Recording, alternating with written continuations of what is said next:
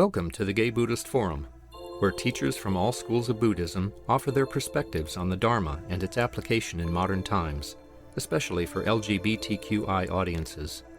These talks are offered freely to the world and made possible by appreciative listeners. If you would like to support our efforts to share the Dharma with underserved audiences, please visit gaybuddhist.org. There you can donate, find a list of upcoming speakers, or enjoy many hundreds of these recorded talks dating back to 1996.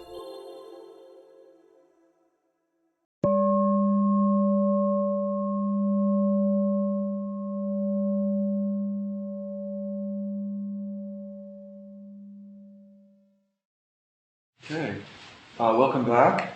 I believe what's next is we go around and say our names, but before I do that, I just wanted to acknowledge something that when I came in this morning, Grisha and Cass were already here setting up things, and Jeff Lindewood and Jim and Richard and many others and Jerry Jones are the Sangha angels that make this thing happen week after week, and Jack and many others.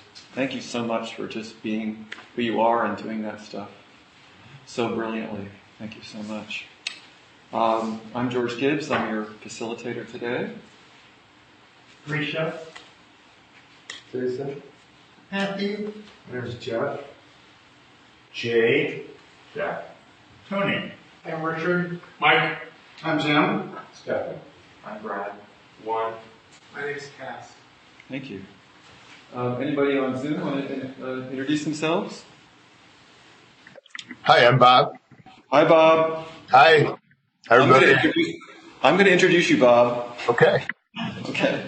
Bob Isaacson is president and co-founder of Dharma Voices for Animals, an organization of those committed both to practicing the teachings of the Buddha, the Dharma, and to speaking out when animal suffering is supported by the actions of those in Dharma communities and by policies of Dharma centers. He has practiced the Dharma in the Vipassana Theravada tradition for how many years, Bob? About 27 now. Wow. Awesome. Thank you. And Bob currently teaches the Dharma, leads 2 sanghas, and leads day-long and weekend retreats in the San Diego area, having been trained in Spirit Rock's community Dharma leader program and a civil rights, human rights attorney for how many years? 25. 25 years, specializing in defending people against the death penalty. Thank you so much, Bob, and welcome. Yeah, thanks very much, George. I really appreciate the introduction. I'm very grateful to be here. Thanks for inviting me and for all those that showed up. So, you might agree with what I say. You might be curious, but I really appreciate that you're here to talk about this. This will be a safe environment to talk. Whatever your habits and your what you do around diet, it's okay. I'm not going to judge you. It's really important that we just have a discussion about this in a non-judging way. So I'm very, very, very happy to be here. As George just said, I was a human rights, civil rights lawyer for 25 years, mostly in Chicago, then more recently in San Diego. Moved out here about 25 years ago. Then I got into the Dharma. It was exposed to me. I started going on retreats in the mid-'90s, and I probably spent about 3.5 years of my life on retreat. Spirit Rock up there in the Bay Area has been my main center. Probably 2.5 years of retreats there, and so it was with this. I've been vegetarian since I was a pretty young guy, and then vegan for about 20 years. And I was noticing that in the Dharma centers, so I had a little exposure to Tibetan Buddhism, a little bit of Zen, but my main practice, as George just noted, has been, we can call it Vipassana or Theravada. It comes from the Theravada tradition, Pali Canon. And I noticed that nobody really talked about this. Nobody talked about what we eat. Nobody talked about suffering, outside of our community, outside of the humans that show up and dedicate themselves to this practice. The practice isn't easy, right? All this stuff comes up. So it was with this in mind that I started Dharma Voices for Animals back in 2011. So this 11 years ago with Patty and Kim and David, the four of us started it. And I've been the only president CEO for the past 11 years. No one knows suffering better. Nobody's experienced depression better than this community. Right here, you guys right now on this call. And what I wanted to do today was to share not only what the Buddha said about eating animals, eating animal products, but I also want to share the suffering of another community, a community that really has no name, that can't speak our language. Nobody really knows about them at all. So we are, as the organization, as the name of our 501c3 says, we're the voice for animals, the Dharma voice for animals. So we talk to and encourage discussion of these issues in Dharma communities. Right now we're in Thailand, Vietnam, and Sri Lanka. Those are three main countries doing work right as we're speaking now. Let's see, it's 11, 12:30. The presentations ended in Sri Lanka, which is a Theravada Buddhist country of 15 million Buddhists, 21 million overall, right off the coast of India. We're talking to the Buddhist children there. We're talking in the temples. We're talking to the blue-collar workers there. And I'm going to share some of what we say out there with you folks. And I really want to encourage discussion. So if you have any questions, I don't like to lecture. So I was a courtroom attorney. I also appeared several times in the United States Supreme Court. I'm used to just talking, but I don't know that that's the best or the most effective way to share ideas. So I'm really looking for people to volunteer, to raise questions, to make suggestions, and again, completely safe. I will not judge you, whatever your practice is. Everyone, either you start out, either you're vegetarian when you're born and then you're not doing anything if your parents raised you that way, so that's your way of life. Or we, like myself, for 20-something years, I wasn't vegetarian. I never really related to this until a few things happened in my life. So I just want to say that up front, and then there'll be obvious places where I'm going to stop and see if there's any questions or comments. Whatever you want to say is fine. Completely safe environment. So I'd like to just start out with sharing a story. This came up for me a number of years ago. I started thinking, like, what led me to this place? As a human rights lawyer, I was in court defending mostly people of color against the death penalty. I also did, as I mentioned, Supreme Court, Illinois, United States Supreme Court, and all. And so then I could understand. There are different things in my life that I'm, white, straight guy, privilege. I can understand things in my life which led me to be a human rights, civil rights lawyer, which is the way I describe myself, as an anti-racist lawyer.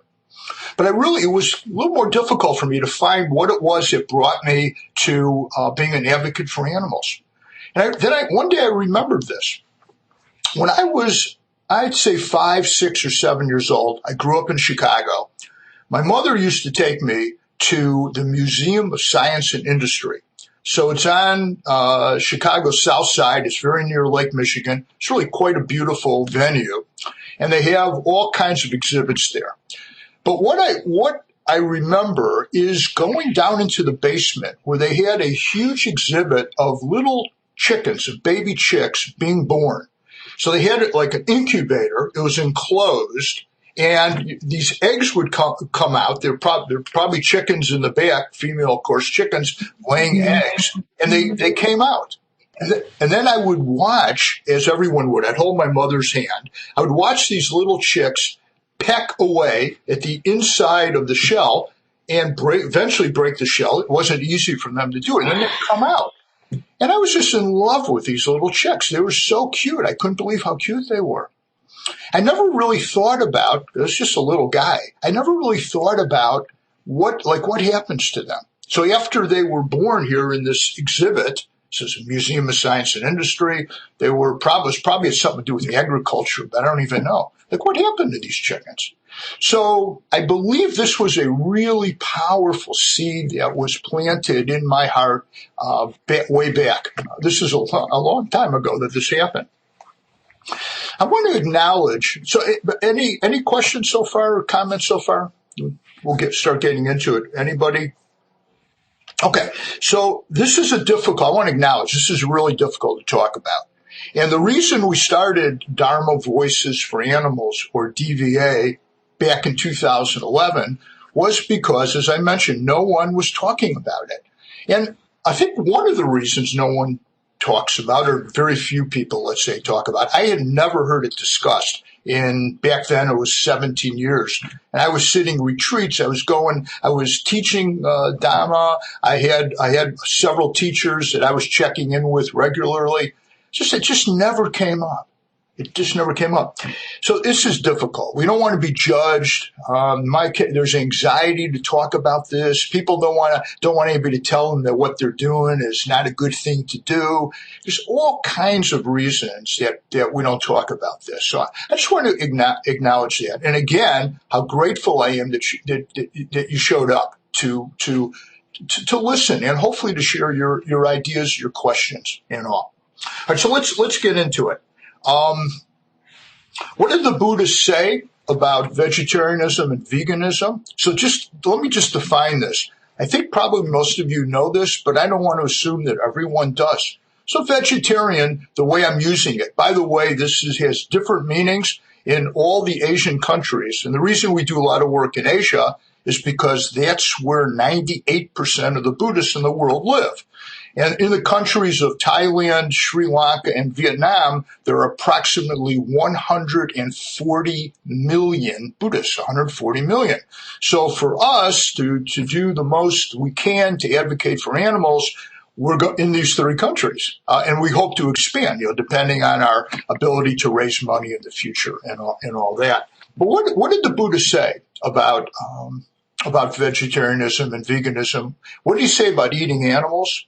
And what didn't he say about eating animals? There's not all that much directly about eating animals, eating animal flesh, eating animal products. Very little, but there are some really important things. So, I do want to say this before I forget to say this. We have three resources on our website. So the website's easy to find. Dharma Voices for animals.org. And we have three. We have a wonderful, actually widely acclaimed film called Animals and the Buddha. And this was produced by Keegan Kuhn. So if you don't know about Keegan, he's produced several other films along with Leonardo DiCaprio. He's in pretty good company. And one of the films is called Cowspiracy. It's about the failings of the environmental community to get behind plant-based diets. And the other film that he is well known for is What the Health. What the Health. He also did that one, co-produced by Leonardo DiCaprio. So Keegan did this film. It is a documentary about what I'm talking about now, going through the Buddhist teachings, and it's composed of nuns and monks around the world in different traditions, Tibetan monks, Theravada monks, and from all different traditions, and also different races, different cultures. So I love this film, and it really capsulizes what I'm going to talk about today. The second resource, if you're curious about this, the second resource is an article actually that I did published in Lion's Roar a few years ago before the pandemic, and this is entitled "Friends Not Food." Friends Not Food. The third resource is right on all these are linked on our website. So if you forget the names, it's okay. You can just go to the website. It's on the home page. And the third resource is in our help section on the top, and this is entitled Right Eating, kind of a takeoff word on the words of the Eightfold Noble Path, right eating. And this contains a lot of information about both Mahayana and Theravada teachings about vegetarianism. Okay, so let me stop there before I jump into the teachings. Okay, I'm going to say a few things, technical things, but just paint with a broad brush so you get an idea of what this is. It's there's a lot here that I want to share with you.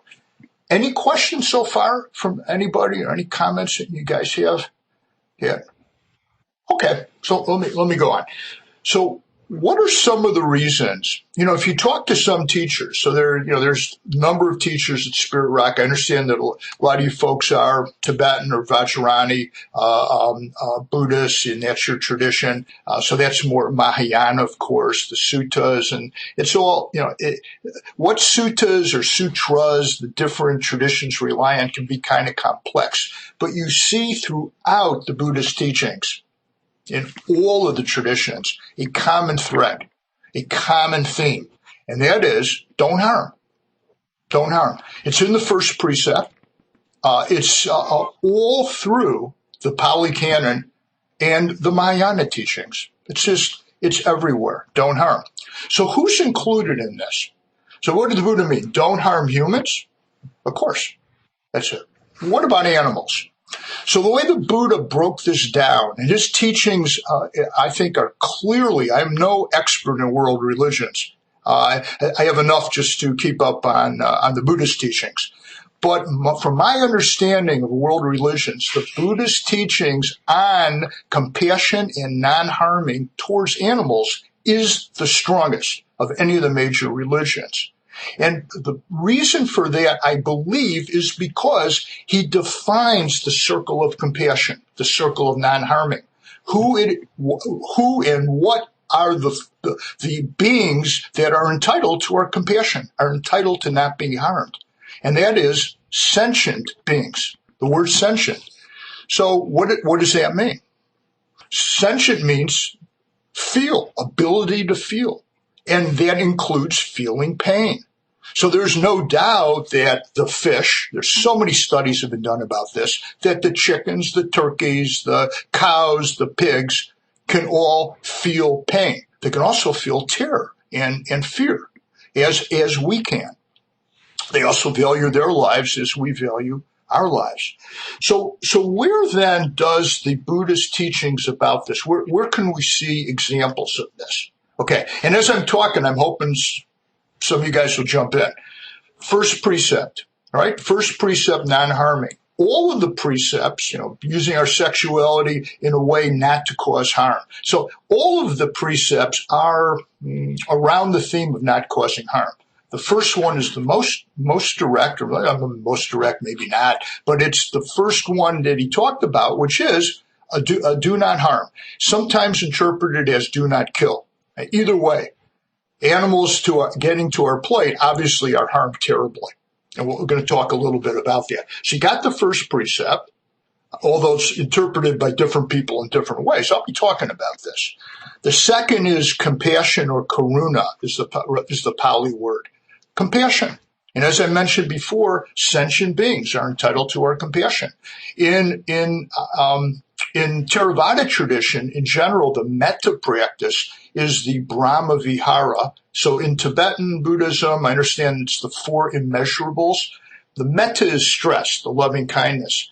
In Tibetan tradition, my little understanding of it is that it's compassion, and bodhisattva path, which is stressed of the four immeasurables, or in Theravada Buddhism, the four Brahma Viharas. Compassion includes all sentient beings. The dog or cat that a lot of you have a window into your homes, you have a window into mine. This is my office for a number of years here. I live in Solana Beach, which is the northern, in North County, San Diego. It's part of San Diego County. San Diego City is about 20 miles south of here, the center of the city. And, a lot of you have dogs and cats and other animals you hang out with. So they feel pain. I mean, you know this. You can tell this. You can tell when they're sad. You can tell when they're fearful. You talk to them in a harsh voice. Sometimes they shrink, So every cow, every chicken can feel pain. And they have their own lives and their complex lives, and they love life like we do. They want to survive like we do. So this is the starting point. Also, the Dhammapada, which is in the Pali Canon. Are you familiar with the Dhammapada? Anyone? Okay. So this is about 60 pages translated by Bhikkhu Bodhi, and it's some of the most important teachings of the Buddha. So I want to read you one portion of the Dhammapada. So whether you're practicing Tibetan, Zen, Chinese, Theravada, the Pali Canon is still important too. It's the only text, the only group of suttas in Theravada Buddhism, but it's part of a larger group of teachings in Mahayana, in Vajrayana Buddhism. So the Buddha in the Dhammapada says, all beings fear danger. Life is dear to all. When a person considers this, he does not kill or cause to kill. Does not kill or cause to kill. That phrase, or cause to kill, is throughout the Pali Canon, the first embodiment of the teachings of the Buddha. So you hear it said all the time, and as I do this work, what's the first thing people say to me? Well, wait a minute. I don't have to be vegetarian if I want to follow the Dhamma, because I'm not actually killing the animal. Someone working at the slaughterhouse. So I want to just say a couple things about this. And this is the most common, let's say, most common thing I hear from folks that don't want to continue their practice. They want to continue their practice of eating and their diet. So you can read about this a little bit in my Lion's Roar article there. It's very short. It's it's like 2 pages long. So I had to be careful of how many words I was using. This is number one. So let's take a look at that. Well, first of all, I just read from you the Dhammapada, cause to kill. Somebody's killing the animal for eating it. And the way it works in this country, I don't know about other countries, but slaughterhouse workers that have this horrible job of finishing off the animal in many ways, of slitting their throats. They're usually lying, hanging up, upside down, hanging upside down. So they may kill 1,000, 2,000 animals in a day. So they have to go home and hug their kids. Somebody is taking on the karma of our actions when we choose to eat animals and eat animal products. So, and in the United States, it is said, I've read a bit about this, that most of the people are quite poor. Many of them come from Latin America, and many of them actually are women that have these jobs.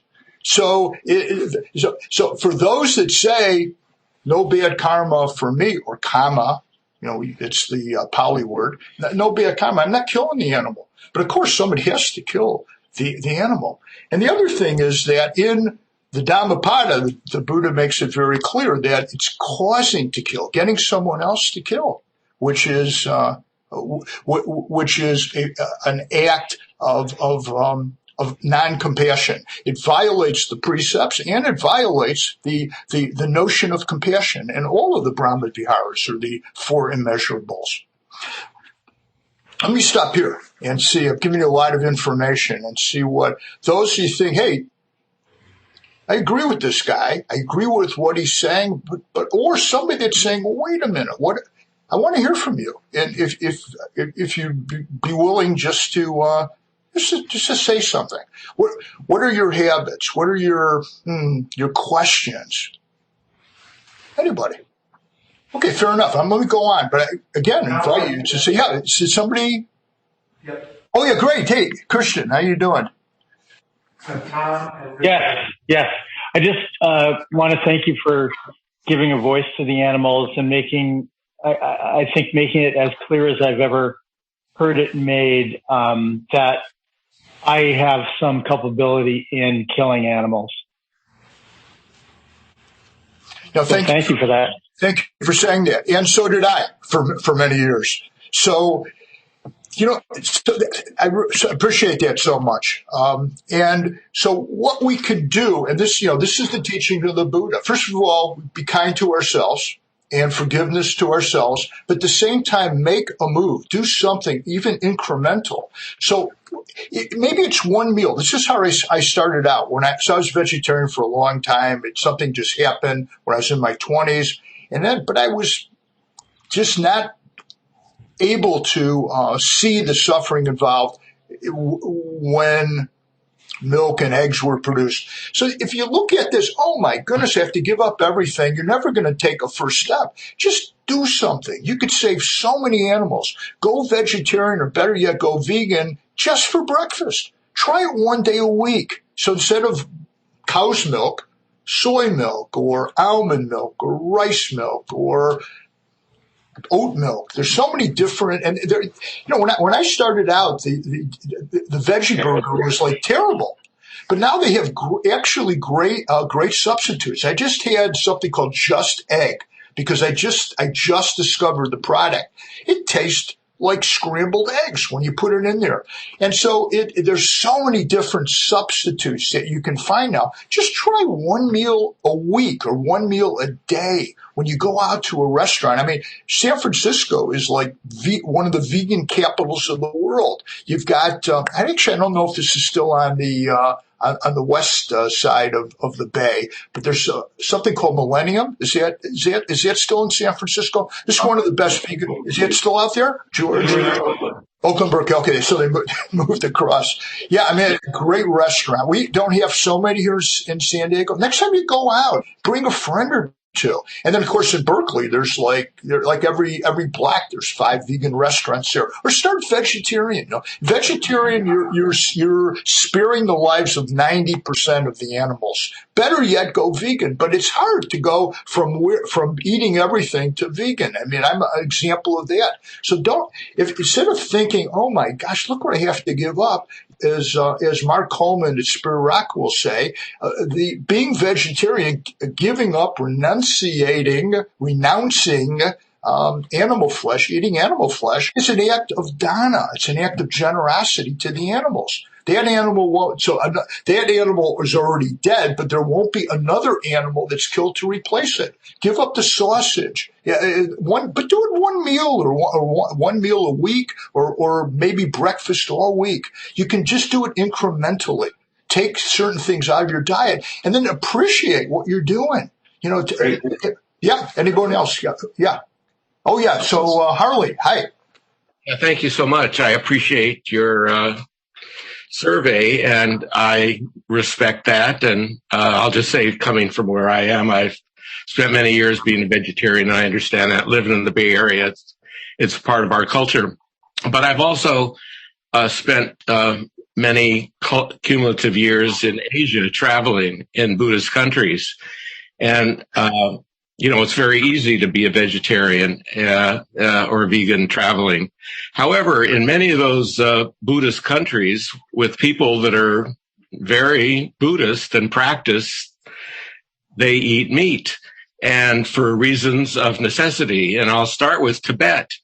Tibetans are, obviously the monks in the temples, they don't, but so many Tibetans do eat meat, including here in the Bay Area. And the reason, of course, is up in Tibet, there's very little agriculture, and they can't grow vegetables and lentils and stuff like that, so they depend on it. Also, as you know, I'm sure, in Vietnam and Thailand and other very Buddhist countries, Taiwan, who they practice their Buddhism and they understand it, but they do eat meat. And people along the coast who fish, it's that they're very poor, and that's their sustenance for surviving. Even though they are Buddhist, they find that they need to do it. So how do you understand that? I mean, I respect Buddhist vegetarianism, and I agree with it, and I've spent many years of my life doing that.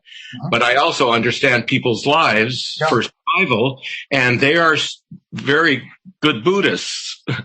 Yeah. So thanks for the question. But what a great survey of Buddhism and vegetarianism around the world. So, and I'm seeing something very similar to what you're saying. So first thing is that even though the teachings of the Buddha about compassion and non-harming, I haven't even gotten into karma and wise livelihood and all of the other reasons where the Buddha supported kindness to animals and not eating their, you can't be kind to them when you're biting into, chewing and swallowing their body. So I can't judge people. I can't judge people that are poor, like you said, on the coast in Sri Lanka. And they for many centuries were, even though they're Buddhists, it's the longest uninterrupted Buddhist tradition in the world, Sri Lanka. Thailand's 50 years behind. It's almost 2,000 years in Sri Lanka. And so, I can't go into their communities. So we do that with Sri Lankans. We have a staff of 12 people in Sri Lanka. And, we can't go into their communities and judge them. First of all, it goes nowhere, and my heart can't judge them. They're trying to survive for sure. So it is true the Buddhist message is incredibly strong because he includes all sentient beings. It's also true that many Buddhists in the world, probably hundreds of millions, are not vegetarian.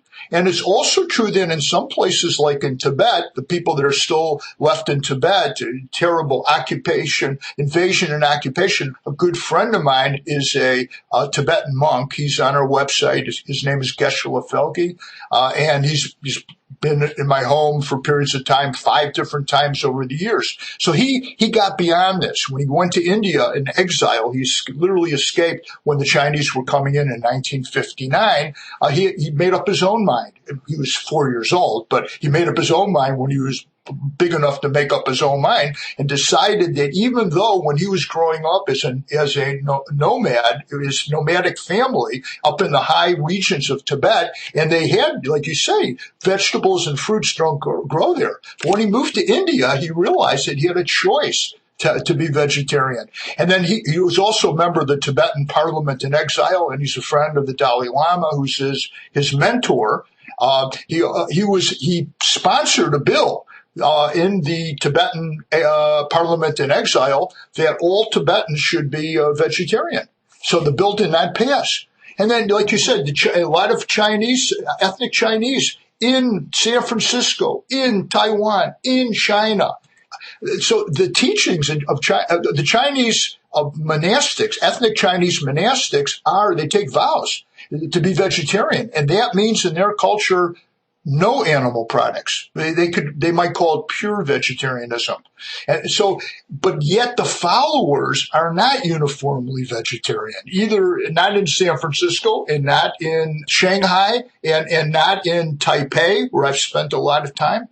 So this is the reason we have DVA. We got strong teachings. We got perhaps 1 billion Buddhists in the world. It all depends on how you count China. And you have many, just hundreds of millions, I believe, Buddhists not following the teaching of the Buddha, compassion and non-harming. This is why we have DVA. So, and I don't judge them. What good does it do to judge? The teaching is to open your heart and to change yourself. So I try to lead by example. I really like the way you summarized that. I completely agree with what you said. This just gives us more to do. There's more on our plate. Excuse me, Rob. Yeah, please. My teacher has taught me a lot along the lines of the ancient Vedics that all physical world is a matter of vibration. So I've been taught to understand that humans have a much higher vibration level than animals, mammals higher than birds, fishes higher than other beings. And also you mentioned studies, obviously that make it obvious that animals can feel pain, but there have also been many studies that plants also can feel pain, that plants can be considered possibly even sentient beings. So in my mind, it's more a level of vibration. I have chosen a diet at this point in my life where I no longer eat mammals because of the vibration level of animals and the level of sentience of animals. I haven't yet completely given up birds and fishes. The other thing I wanted to bring up is that I have understood that a very well-known Rinpoche, teaching Rinpoche from Tibet, was told by his doctor that he needed to start eating meat again because he had grown up in Tibet, and it wasn't just a matter of choice, it was a matter of health, that his body had grown up dependent upon the proteins that he needed from animals. And so obviously Tibetans have great respect for all life. I think that there must be a method or practice in dealing with the karma that one takes on by eating animals. Yeah. Go ahead.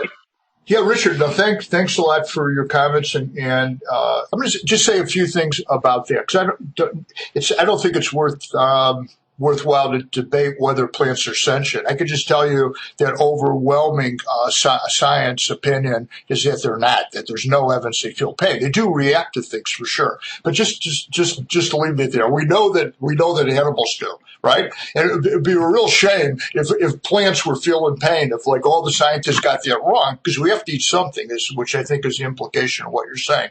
But I feel pretty confident that they can, not because I know what I'm doing when I'm trying to do testing, but by reading about it. And then the other thing, about health, and for sure, I mentioned Geshe-la Felge. You can find him on our website. So a Geshe or a Geshe-la is one who gets the equivalent of a PhD in the Tibetan tradition. And so he's also a monk. He's taught at Gonzaga in Eastern Washington and Cheney, Washington, recently. And his doctors are telling him the same thing. And he stopped in Taiwan on his way over here. But in Taiwan, all of the monks, and some of the monks have followings of a million people. They have their own television stations there. Master Hai Tao is one of the high-ranking monks in that country. He is 100% vegan and urges his followers to be. And those that show up at his events, many of them are. But on the health, just to talk about the health basis, the doctors that give that advice, I'm skeptical of it, and again, it's just totally beyond what's possible here to debate that. There's a great website on physicians PCRM, Physicians Committee for Responsible Medicine. So these are a group of physicians. I think mostly in the U.S., but they are branching out into other countries that are advocates for plant-based diet. And there's all kinds of information there about health. And also about recipes, plant-based recipes. I will say this, and this is clear from a number of studies that have been done. The major diseases, the major non-communicable diseases, such as heart disease, high blood pressure, obesity, cancer, and diabetes. Those diseases, according to the largest nutritional study ever done, it's called the China study, and it was completed in 2007. They had something like 500,000 subjects in the study, showed conclusively that those 5 diseases I mentioned, cancer, heart disease, diabetes, high blood pressure, and obesity, one is much less likely. So you're not insulated from it for sure, much less likely to get those diseases if you have a plant-based diet. So there, it's not really talking about vegetarian, it's talking about going to the next level, but as close as you can get to the ideal. So people are always going to debate that, and the doctors that'll tell you that, you gotta eat some hamburger or some to get sustenance. They're all eating the stuff, just like the teachers are telling you that. But there's no scientific evidence to support that. And the last thing I want to say is that the protein myth The protein myth is usually you can't get enough protein if you aren't eating animals. Well, the animals get the protein from the plants. They eat the plants. And no one has ever died of protein deficiency. You get plenty of protein in a balanced diet. You get it from beans, legumes. You get it from tofu. You get it from broccoli. You get it from vegetables and fruits and rice and grains and nuts. High in protein. Almonds are high in protein. Almond butters. So you don't have to worry about. I never worry about what I'm eating. My protein level's always been really high. I've been an athlete for not now, but I was a competitive athlete for a long time. And there's also a film I'm going to mention. I probably shouldn't talk anymore about this guy. Some of the other things I want to tell you, but I really appreciate your comments, Richard. And the other thing is there's a film called Game Changer. And it's about world-class athletes in different areas talking about how becoming plant-based had boosted their performances. And so they're getting plenty of protein and they feel very strong as well. So just to say that this is also what you're mentioning, Richard, is also an issue in Asia. First thing people will say is, I'm afraid I won't get enough protein, or I'm afraid about my daughter not getting enough, or my son not getting enough protein. So this is I call it the protein myth. But it's something you can check out yourself. A great place to go is pcrm.org. PCRM, Physicians Committee for Responsible Medicine. Thanks for the question. It's an important question. All right, let's see. Let me just, how are we doing on time? I think we're okay for now. Yeah. Good. Okay. Oh, I got another one. Yep. Tom. Yes. Hey, thank you, Bob, so much. I was vegetarian for 3 years, went off of it after having some health problems, just small amounts of meat. And it's, haven't gone back on a full vegetarian diet. But I'm really intrigued by your background in, fighting racism and, the institutional aspects of it, including the death penalty. Because I'm wondering, so I'm sort of seeing there's a commonality in what, is termed white fragility, and, the ability to consider becoming vegetarian. And what I mean is, so white fragility being the fact that white people largely are not prepared to have conversations about race because, we're not steeped in it. We don't have to confront it every day like people of color do. And our whole culture is basically elevates, whiteness and all that stuff. So it's like the water that we swim in. Unless we're willing to just take it on and learn about it of our own volition, we largely don't have to. And I'm wondering if you see sort of a similarity in the fact that our entire culture is surrounded about eating animals.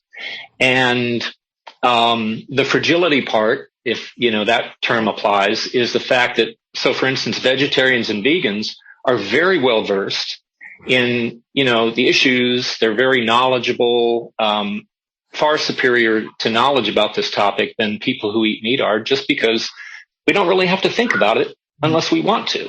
Yeah. So I appreciate the fact that you're about educating rather than arguing. But do you see that sort of same commonality? Yeah. So thank you for pointing this out.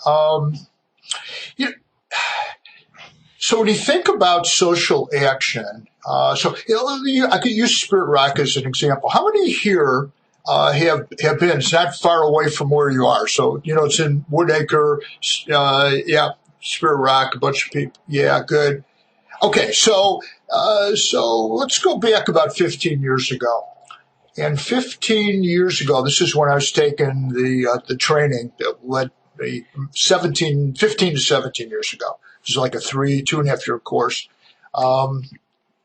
So there were, I think, first of all, very, very, very, very, very few people of color who were teaching at Spirit Rock. And we got together in this group called the CDL, Community Dharma Leader Training. And there were only several, maybe 4 or 5 people of color out of 90 or so. We got together and we drafted a letter to the executive director at Spur Rock. And, hey, come on, people. If you want to attract a diverse meditation group, a diverse group of yogis, you have to have teachers that reflect the way they look in their community and all. You have to do that. We have to start cultivating this. And now, 15 years later, 17 years later, some major changes have been made. People will say not enough, and understand that. But it happened because there were people of color. They came into the room, and as difficult as it was, really hard, feeling isolated and fearful, they were able to express to the powers that be and to their allies what oppression was like. How hard it is to come in and look around and see no one that looks like you. But my point is, they were, and I'm trying to answer your question. I hope I am. So they speak our language. They can come in as difficult as it is, and not to minimize in any way the difficulty and the scars of racism and homophobia. But they're able to. But the animals can't even do that. They can't say, "Please stop killing my children." They can't even say that to us. So they rely on us, those that care to be animal advocates that can do that. To talk about their suffering. So this is what I'm doing today. That's why I'm trying. They didn't pick me, for sure. They didn't pick me, but I consider it my responsibility now because I've seen the suffering. I don't know what it was. I don't know why I related to those baby chicks. This is years ago when I was a little boy, but I remembered somewhere it was there in my heart. And then it came up again, and I was able to relate to that. So it is really, really, really difficult for animals to get their message out there. They rely on their surrogates or their proxies and all. And in order to do that, I have to be somewhat knowledgeable. So 11 years with DVA, I was the first CEO, president, the only one actually. And before that, I was probably for 5 years, I was talking to Dharma teachers, to Joseph Goldsteins and Jack Kornfields and Carol Wilsons and all. And we were really getting, and some other people were too. This is how I made some friends. People came into our organization. We were going nowhere. So we decided we needed an organization. So that's hence the title, Dharma Voices for Animals. So I don't know if that answers your question, but that's what came up for me. And I really appreciate your comment. I totally agree with it. Thank you. So let me just mention a couple others. I don't want to. I have a few more minutes here. So we talked about first precept: do not harm or do not kill. About compassion or karuna. We talked about the Dhammapada. That's do not kill or cause to kill. We haven't talked about right action or wise action, and the Eightfold Path, the Noble Eightfold Path, is pretty much an embodiment of the precepts. So we don't not much more to say about that. What about karma? So we can debate about whether or not eating an animal product is wholesome or unwholesome karma or neutral karma. Okay? I have my views on this. Okay? But what about the slaughterhouse workers? What about the folks that have to kill the animals to feed us? We don't have to do this. Maybe for sure in Tibet, and 100 years ago, in many parts of this country, there were really not many alternatives. But now you guys are in San Francisco, and certainly in the United States, and now Taiwan has got an amazing array of vegetarian and vegan restaurants. Singapore is an amazing array. So the country, Thailand and Bangkok, are you kidding me? There's some world-class plant-based restaurants there. And there's really not such a great excuse, not much of an excuse for people today, at least those of us that have access to choices in food, that we can do this. The other thing is right livelihood or wise livelihood. I want to say just a few words about this, because no matter how much any of us talk about this, no matter how much the consciousness of Western Buddhism changes around eating animals, we're still going to have people say, I'm not killing the animal. And this is how I read the Dharma. This is how I read the Dharma. Well, wise right livelihood is, of course, part of one segment of the Eightfold Path. And the Buddha there specifies 5 areas that we should avoid. He doesn't tell us what we should get into, what we should do as a profession or occupation, but he tells us to avoid 5. So 2 of them have to do with animals, 3 of them have to do with humans. First of all, stay away from slave trade and prostitution. That's a lot of suffering here. Stay away from it. He also says weapons. Don't produce weapons. If your occupation is producing weapons, you're not engaging in sila or ethical conduct. He also says, this is close to home for me, don't execute people. Don't execute people. It's pretty clear, right? That's actual killing of people. So my job in Chicago for 23 years, I was the death penalty coordinator. So not only was I doing the death penalty cases in front of juries and also in the Supreme Court, but I was also supervising literally 300 cases at any one time. And it's clear, so I'm thinking about this all the time. And I talk about the executioner during my closing argument in front of a jury, to make it clear what happens if you vote for death. You can get lucky and get off the hook. But if you're voting for the death penalty, executioner, the Buddha says, stay away from that. But then he turns his attention to animals, and he says, do not slaughter animals. Okay, so we can say, all right, do not kill, actually killing. But then the 5th one, not necessarily the 5th one, but one of the 5 is, do not raise animals for slaughter. Doesn't say anything about killing them. Don't raise them for slaughter. So what's he thinking about when he says that? He doesn't want us to be part of the process that leads to the death and suffering of the animals. I don't know how many of you, probably it's not something you want to do on a Sunday. It's sunny here, and it's just beautiful out here in San Diego. There's not a cloud in the sky. I live a half a mile from Pacific Ocean.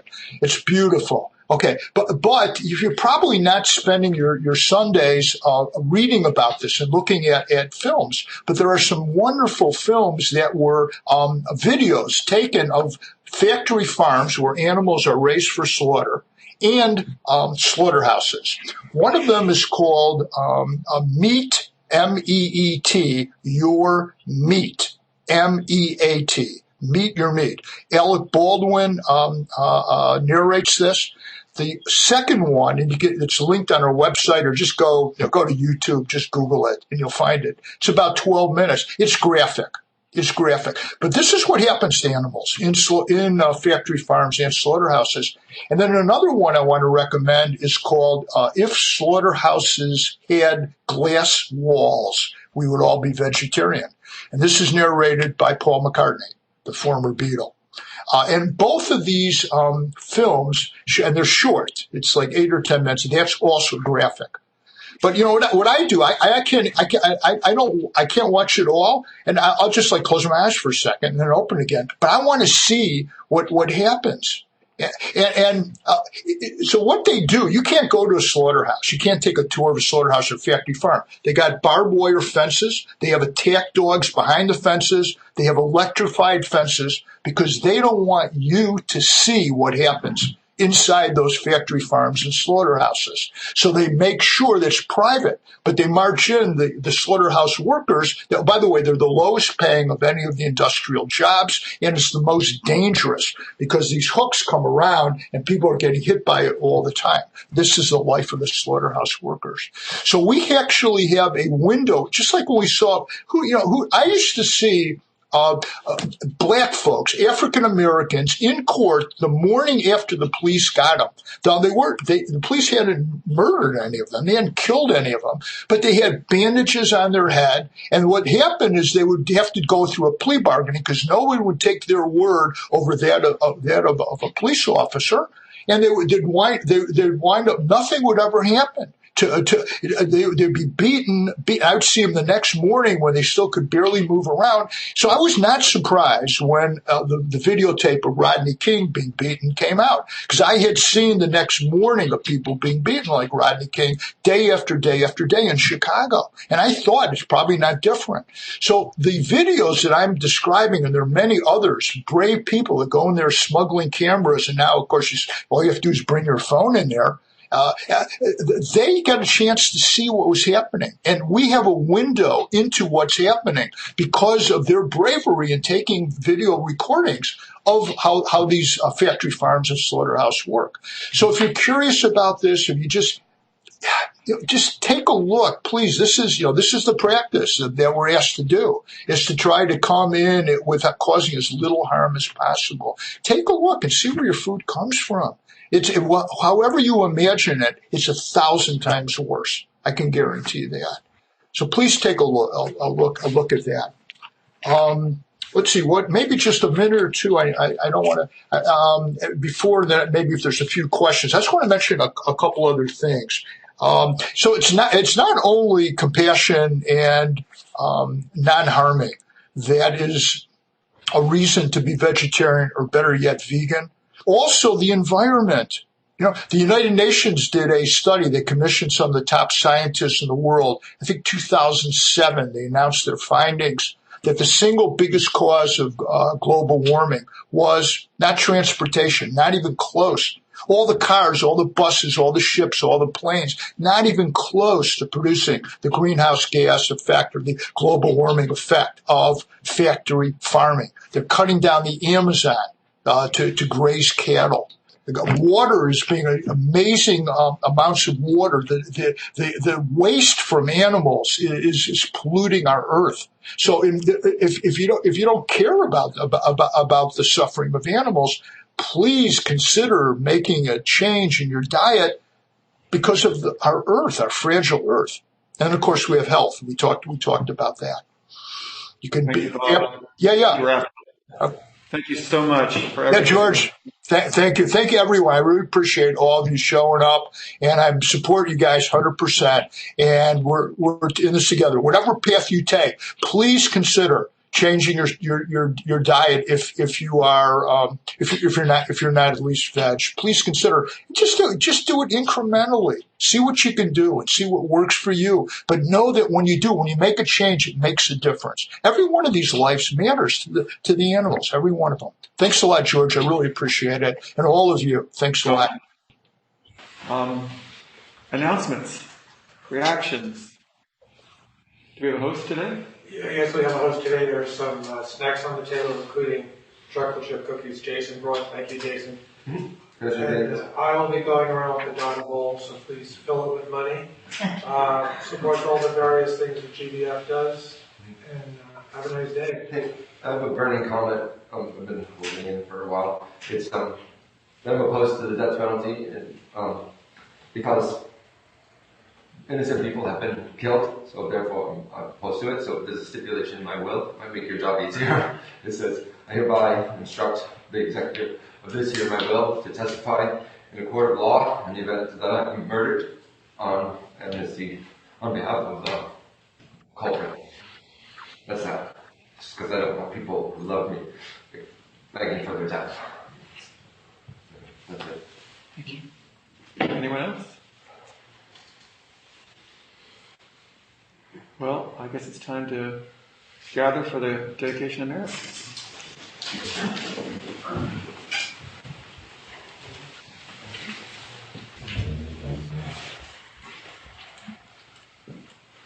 By the power and truth of this practice, may all beings have happiness and the causes of happiness.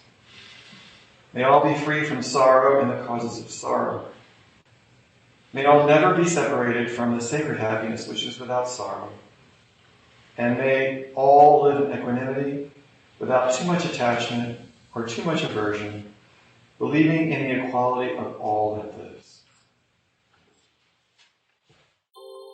Thank you for listening to the Gay Buddhist Forum.